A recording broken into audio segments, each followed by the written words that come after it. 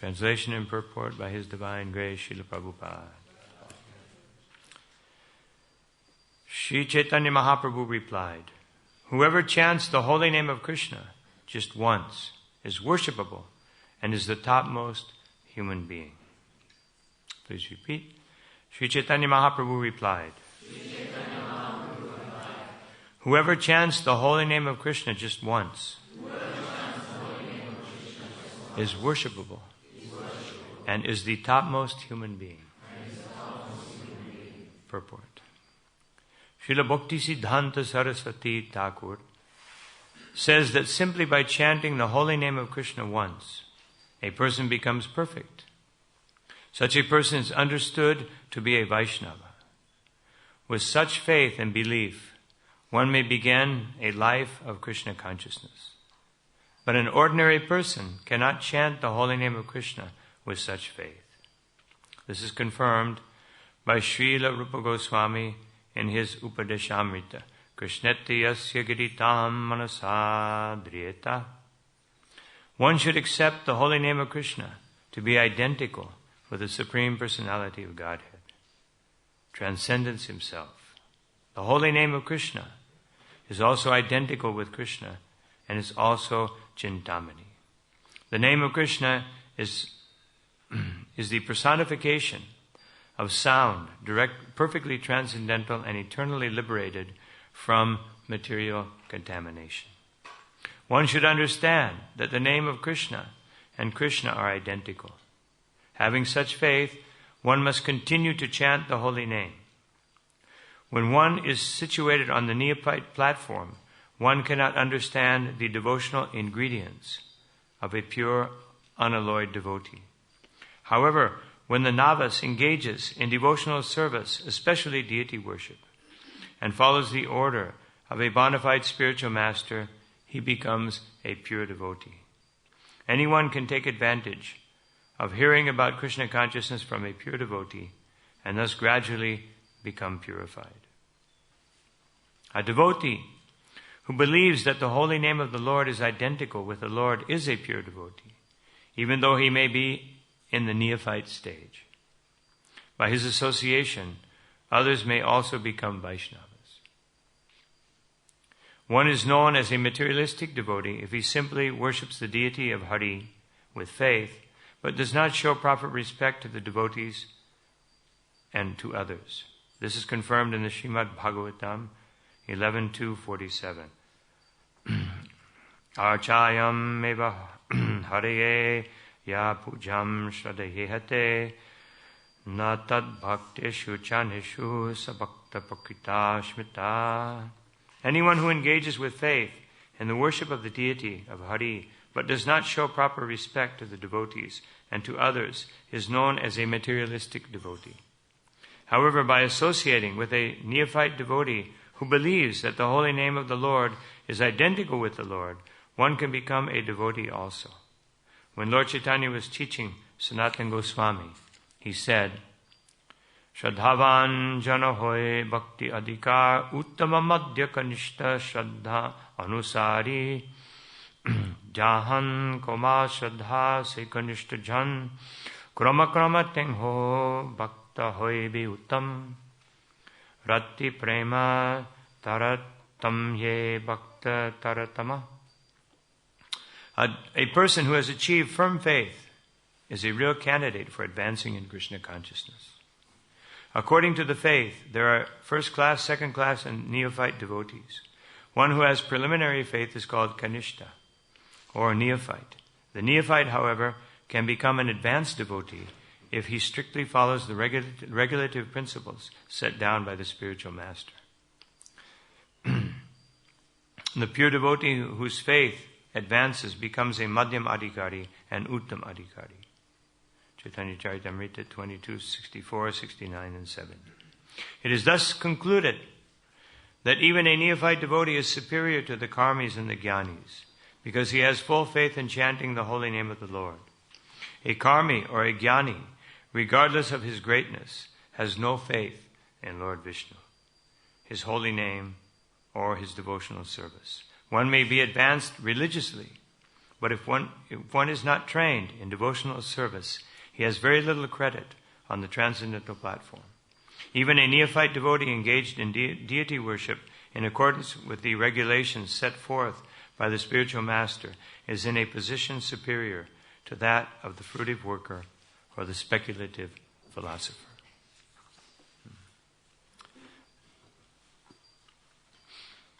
So this particular verse can be a little confusing in the sense that that one may think, how can many things that Srila Prabhupada says here. First of all, what Chaitanya Mahaprabhu says, that whoever chants the holy name of Krishna just once is worshipable and is the topmost human being. So Srila Prabhupada explains later on in different purports that what this means is when one chants the holy name purely, otherwise without offenses. Therefore, Srila Prabhupada, in Mexico City in 1975, Srila Prabhupada gave initiation, and the devotee, sometimes Prabhupada, especially in other countries where he didn't speak the language, he would have a devotee just give some general lectures. So Prabhupada assigned one devotee to give the lecture. He started telling all kinds of stories. And Prabhupada said, just stop. Even though Prabhupada didn't understand the language, he understood through the heart. He said, just tell them about the offenses against the holy name. What is the need for all these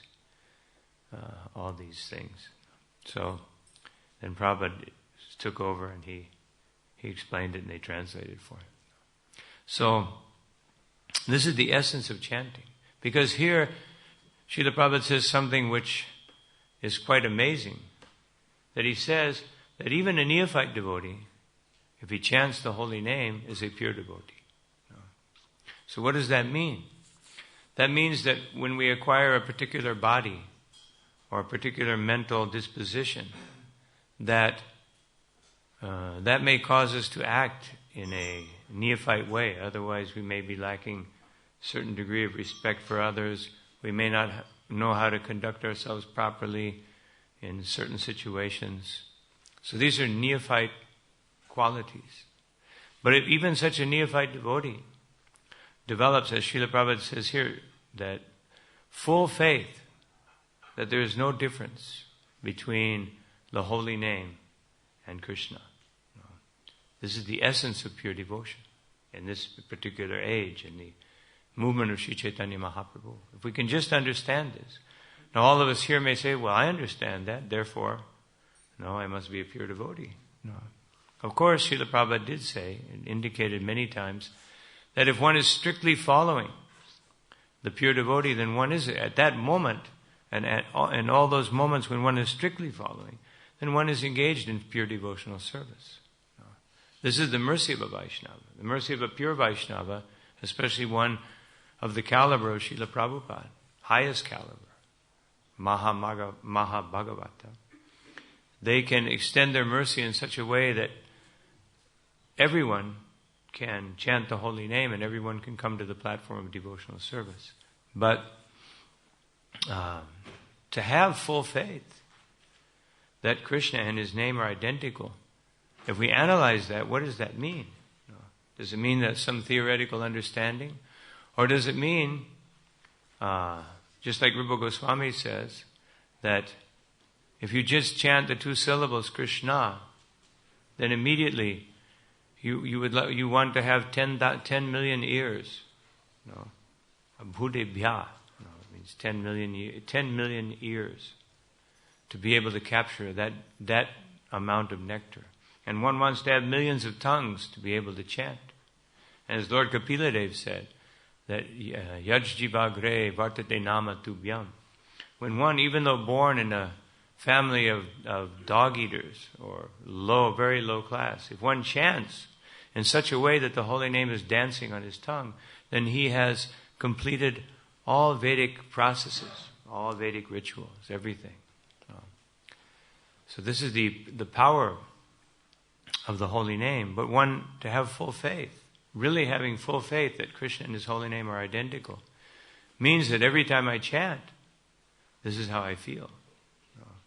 Not that I'm chanting and thinking, as I've been emphasizing this point a little bit in many classes, that we shouldn't think that, I want to finish my rounds, or let me finish my rounds. Even the concept that I can finish my rounds, is not the best way to think. We should think, I have a minimum that I have to chant. I must do that. But that's the minimum. But we never finish. Just like Srila Haridas Thakur. Rupa Vilas Prabhu is elaborating a work on Srila Haridas Thakur, so we'll wait for that nectar. But Srila Haridas Thakur, that was his saving grace when he was approached by Maya Devi. His saving grace was, as soon as I finish, I'll certainly entertain your desires. But a pure devotee, never finishes chanting. There's no question of finishing. So, this is what it means to actually have full faith in the holy name and understand that the holy name and Krishna are identical. Binatvan nama namino. That nama chintamani Krishna's chaitanya rasa vigraha. As Srila Prabhupada paraphrases that verse here in the purport. That the holy name is Purna Shuddha Nitya Mukta. That it is complete. There's nothing, we don't need anything else. And this is the point that Sri Chaitanya Mahaprabhu was making here. We don't need anything else except for the holy name. But to chant the holy name properly and in such a way that this verse is applicable. That if I chant once, even the 9 processes of devotional service, this in a following purport, Srila Prabhupada explains that even the 9 processes of devotional service are completed by chanting the holy name purely. But to chant that way, then we have to have that degree of faith.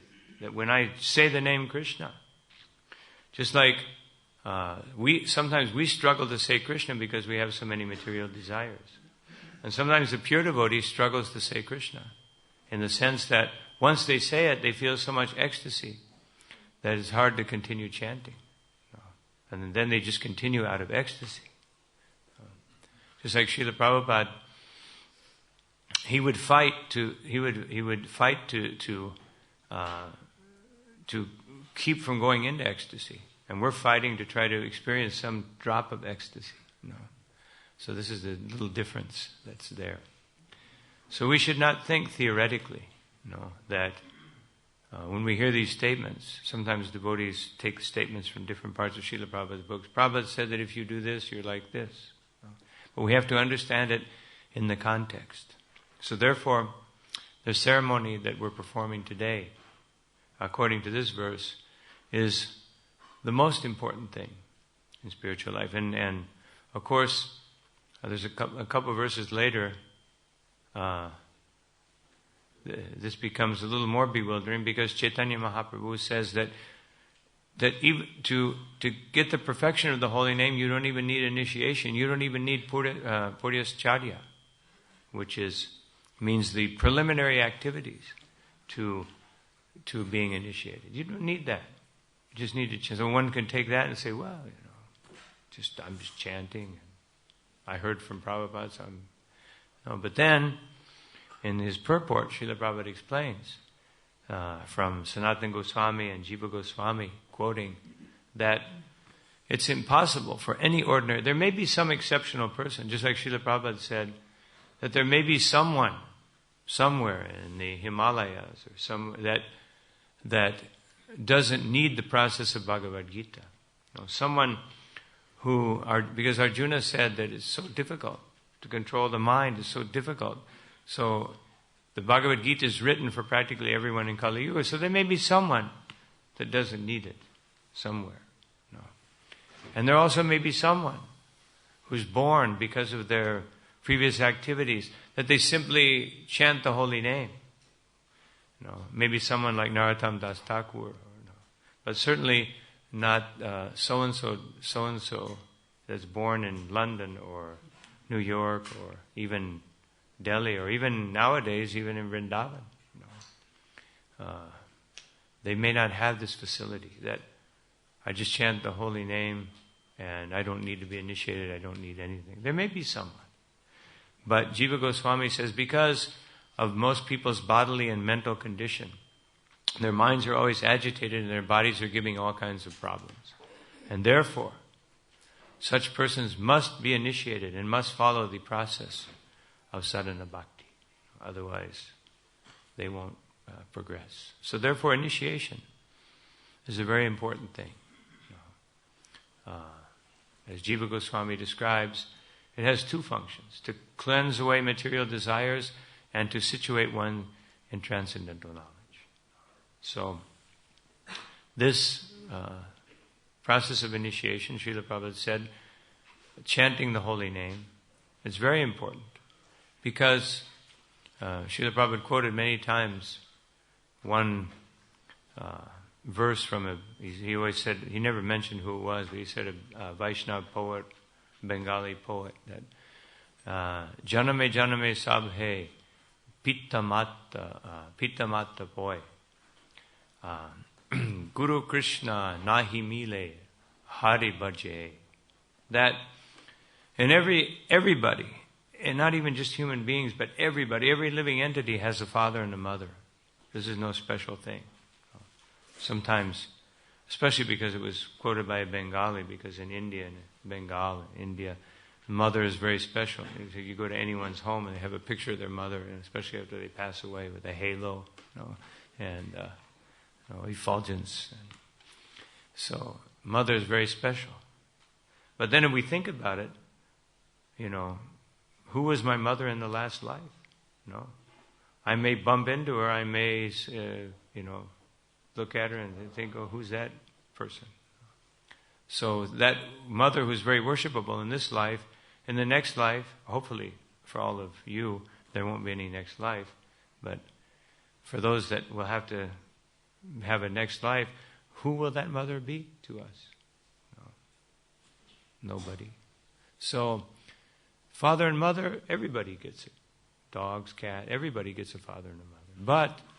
But Guru Krishna, Nahi Mile, to actually come in contact with Krishna and with Krishna's representative, this is something very special. Therefore, to do so, Hari Bhajiye, we have to constantly chant the holy name and worship the Supreme Personality of Godhead.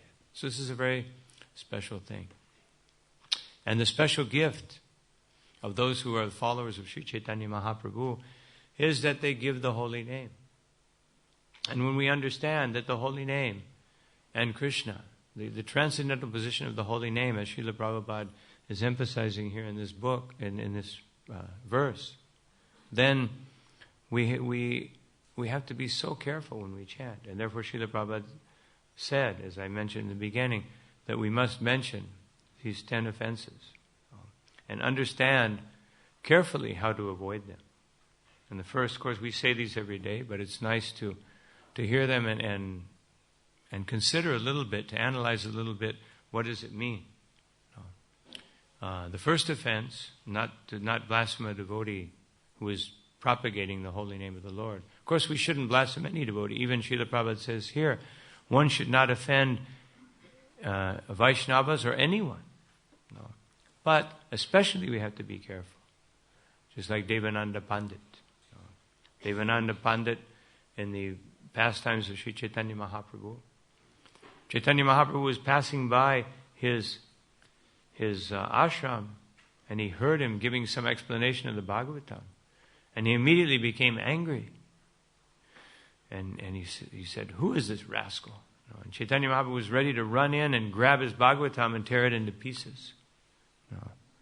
Because he was so angry that this rascal had offended Srivas. And even though he was a brahmachari, from the Vedic point of view, he was flawless. But from the Vaishnava point of view, he offended a pure devotee of the Lord. And therefore, he would never be able to attain the mercy of Sri Chaitanya Mahaprabhu. But by the mercy of Rakeshwar Pandit, who gave him mercy and showed him the ecstasy of chanting the holy name, he was able to approach Chaitanya Mahaprabhu, and Chaitanya Mahaprabhu told him to approach Srivasacharya, and he did so, and he was purified. So we shouldn't take this risk, because even though we may be doing everything perfectly according to what we understand, if we offend a Vaishnava, then the holy name can never manifest in our hearts, and we will never be able to chant purely. So this is such an important instruction. In Chaitanya Bhagavat, Chaitanya Mahaprabhu gives so many verses speaking about the importance of not offending a Vaishnava. And then we have to be careful not to offend the holy name of Vishnu, the holy name of Krishna. But the holy name itself is superior to anything else. As Vishnu is superior to all the demigods, his name is superior to the names of the demigods. And as Lord Vishnu's potencies are superior to all other potencies. Because nowadays people can't even properly worship the demigods. But they worship the potencies of the demigods. They worship money, they worship power, they worship different things. So as long as we put our faith in such things, inferior things, and not in Krishna and his potencies and his name, then we'll also offend the holy name. And then, especially when one takes initiation, one has to always follow the instructions of the spiritual master. To not do so is a great offense. And also the Vedic literature. Vedic literature means that the Vedic literature is identical with Krishna. Therefore, to not obey, when we hear Bhagavad Gita, if we don't obey, if we don't listen and absorb it, when we're hearing the Srimad Bhagavatam, the literary incarnation of Krishna, if we don't take it to heart, we sit there and think, when will this be over with? So that I can take some prasadam, get on with my business. If we don't hear very carefully, and once we hear, apply it in our lives, then this is an offense. If the Lord appears before us in his form of his holy name, in the form of his transcendental literary incarnation, and we don't take him seriously, then this is offensive. And then to consider the holy name to be something ordinary, to interpret it in different ways, or to somehow or another think that it has another purpose other than being Krishna himself descending in his most merciful form, then these are also offenses. And Srila Prabhupada said, after offending a devotee, the greatest offense is to consider that now that I can chant the holy name, I can do all kinds of things. Just like the holy name is some Ajax for the heart. I just scrub it out every time I have some problems, and then, I can commit some more sinful activities. I can get rid of it with the holy name, no problem. This is also, these things, we may not think we're doing it, but if it's mentioned in Shastra, it means that the tendency to do these things is very strong. And then to consider that the holy name, just like we're doing a jagya today, so we do this jagya, if we think that that I can do jagyas, or I can do this, I can worship the deity, or I can chant the holy name, everything's the same. The holy name, especially in this age of Kali, and especially in Sri Chaitanya Mahaprabhu's movement, has a very special place. And we have to chant and consider the holy name. Also, we should be careful not to give people the impression that the purpose of chanting the holy name is to get good fortune, to get good wealth, to have good health. As Prabhupada said, don't convert the guru into a doctor. In other words, don't think that this process is for some material benefit, and especially the chanting of the holy name. And then, the ninth offense, to preach the glories of the holy name to faithless persons. And Bhaktivinoda Thakur gave a little different twist to this. Otherwise, there's 2 points of view on this particular offense. One is on the part of the initiate, or on the part of a devotee, a simple devotee, to try to become proud and try to use the holy name, the glories of the holy name, or the glories of Krishna for my own self-aggrandizement. Otherwise, I know all these things, I'm very knowledgeable, I explain all these, just so people can think, this person is very learned, this person is very special. So we have to be very careful we don't use the holy name in the service of our false ego. And Bhaktivinoda Thakur said, even one who is in a very higher platform of performing devotional service, if they initiate neophyte disciples and give them the holy name very cheaply, this is considered to be the 9th offense, to cheapen the glories of the holy name. Therefore, Jiva Goswami and Sanatana Goswami emphasize, and Srila Prabhupada emphasizes in a later purport, that he says, therefore in our International Society for Krishna Consciousness we wait 6 months. Now we've even extended that more. We wait a year to give people first initiation, and then when they perform their devotional service very nicely and very steadily, then they can take a second initiation. Not that we just give them initiation just to increase the numbers of persons. And lastly, that once we understand the greatness of the holy name, to continue to cultivate, to acquire more material desires. And this is one of the most common offenses that we all commit. Sometimes we think, I did my 3 years or 5 years or 7 years or 10 years of sadhana bhakti. No, it's just like it was military service or something. No, I finished that, now I can just adhikar. No, I can enjoy, full right to enjoy. Prabhupada said little license. No, even if you get married, little license. That means you can eat a little better. And sometimes even the sannyasis and brahmacharis eat better than the grihastas. Sometimes grihastas don't have time for lunch. No, they have to go out, work all day. So, little license, but not a big license. No, not that I become Agent 108. No, license to do anything. No. But little license. So we have to be careful. We don't continue to call. We already have enough material desires to take care of. No. Everything we've acquired before we come in contact with devotional service. Even if we grow up in a Vaishnava family, just having this material body gives us enough material desires to deal with. So once we take initiation, we have to start working on converting those desires into service to Krishna. And then to avoid all these offenses, we chant attentively. This is such an important thing, that every day. And that's why, of course, we recommend to everyone, you chant before you do anything else. Chant before the sun comes up. Because once the sun comes up, motive passion comes into play, and it's very difficult to chant. What to speak of after the sun goes down.